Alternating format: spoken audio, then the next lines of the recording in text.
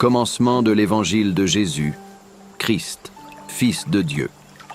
Il est écrit dans Isaïe, le prophète. Voici que j'envoie mon messager en avant de toi, pour ouvrir ton chemin. Voix de celui qui crie dans le désert. Préparez le chemin du Seigneur, rendez droit ses sentiers. Alors Jean, celui qui baptisait, parut dans le désert. Il proclamait un baptême de conversion pour le pardon des péchés.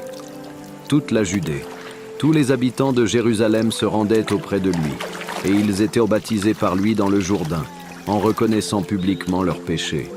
Jean était vêtu de poils de chameau, avec une ceinture de cuir autour des reins. Il se nourrissait de sauterelles et de miel sauvage. Il proclamait : « Voici venir derrière moi celui qui est plus fort que moi. Je ne suis pas digne de m'abaisser pour défaire la courroie de ses sandales. Moi, je vous ai baptisé avec de l'eau. Lui vous baptisera dans l'Esprit Saint. » Acclamons la parole de Dieu. Nous voici à la deuxième étape de notre marche en temps de l'Avent. Et l'apôtre Pierre a cette belle expression : le Seigneur ne tarde pas à tenir sa promesse. C'est vrai que, comme le dit saint Paul, depuis des temps, le Seigneur a préparé avec son peuple, avec des grands témoins, a préparé cette venue de Jésus. Les temps sont là, le Seigneur ne tarde pas, mais il a pris le temps de préparer. Comme nous prenons le temps de nous préparer. De nous préparer à vivre quoi ? Eh bien, saint Marc est très clair, rapide. Commencement de la bonne nouvelle de Jésus-Christ, Fils de Dieu.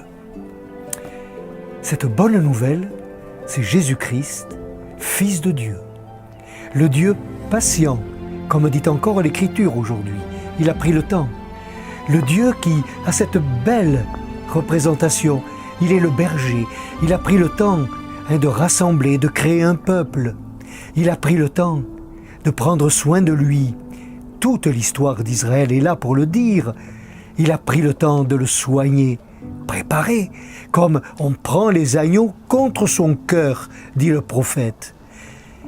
Peut-être aussi que par Jésus qui vient, il nous a préparés à être contre son cœur. En Jésus bat le cœur de Dieu. Alors, la bonne nouvelle, oui, c'est, et l'apôtre Pierre le rappelle, c'est de nous préparer à nous convertir. Nous convertir, c'est-à-dire nous tourner, à nouveau frais encore cette année, à nous tourner encore plus vers celui qui vient, celui que le Baptiste, Jean, vient annoncer.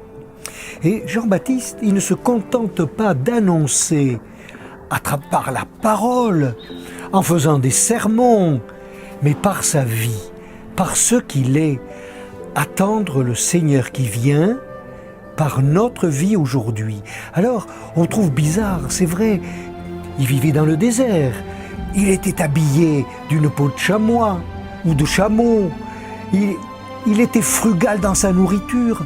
Attendez, nous préparer à accueillir le Seigneur, n'est-ce pas dans notre vie, dans notre mode d'existence, dans notre mode d'être aujourd'hui, être frugal. Alors qu'on nous parle de consommation, que souvent la nourriture, on la gaspille, être frugal. Et dans nos besoins aussi. Jean-Baptiste, son habillement. Mes amis,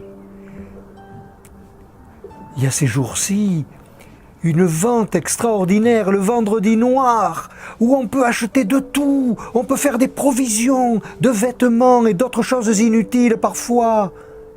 Peut-être qu'on pourrait choisir. Est-on obligé d'être habillé selon les dernières marques, les derniers critères de je ne sais qui? Et puis, on nous parle du lieu d'annonce. Le lieu d'annonce, c'est notre vie. Le lieu d'annonce, c'est notre maison, c'est notre famille, c'est là où on travaille, ce sont nos relations. Comment pouvons-nous être là dans plus de vérité? Le Baptiste, oui, il appellera à rendre droit les chemins en reprenant le prophète Isaïe. Il appellera à rectifier les trajectoires, à aplanir les aspérités qu'il peut y avoir dans la vie, comme les montagnes. Mais le Baptiste, c'est bien par sa vie qu'il appelle, son mode de vie, et on venait vers lui pour reconnaître que l'on avait besoin que Dieu marche avec chacun. Ils venaient se faire baptiser pour reconnaître qu'ils étaient pécheurs. Oui, nous aussi, nous avons à reconnaître que le Seigneur marche avec nous, celui qui nous prend sur son cœur. Alors, voilà une étape nouvelle, un pas de plus pour nous préparer, pour accueillir, car commencement de la bonne nouvelle, cela veut dire que la bonne nouvelle, elle s'inscrit tous les jours. Alors, bonne seconde étape en temps de l'Avent, marchons ensemble et bon dimanche.